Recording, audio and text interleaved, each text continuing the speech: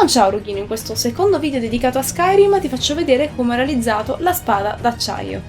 Se ancora una volta non vuoi occuparti tu dei cartamodelli, trovi i miei pronti da scaricare nel link che trovi in descrizione. Io sono Tomadaghi, ma bando le ciance e andiamo a sconfiggere Alduin. Innanzitutto prendiamo i nostri pattern e ritagliamo 3 volte la silhouette della spada, da rotoli di foam da 5 mm. Prendo una delle 3 copie e rimuovo una striscia centrale che abbia lo stesso diametro della barra che utilizzeremo come anima. Una volta incollati i 3 strati, con molta pazienza scartavetriamo il filo della spada. Passiamo ora alle decorazioni. Ritaglio delle striscioline di foam da 2 mm e le incollo sull'elsa, seguendo il disegno del cartamodello.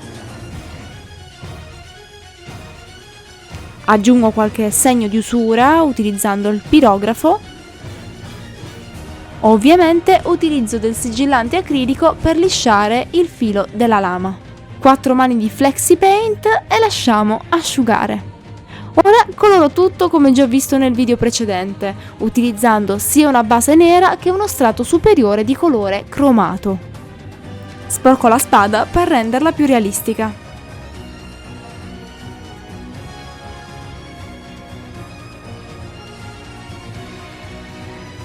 E il gioco è fatto!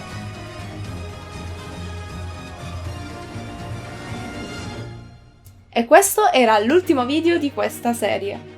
Se il video ti è piaciuto e vuoi vederne altri così, non devi fare altro che seguirmi sul canale oppure seguirmi sui social. Trovi tutti i link in descrizione. Per oggi è tutto mio Rughino e noi ci rivediamo ad un prossimo progetto. Ciao!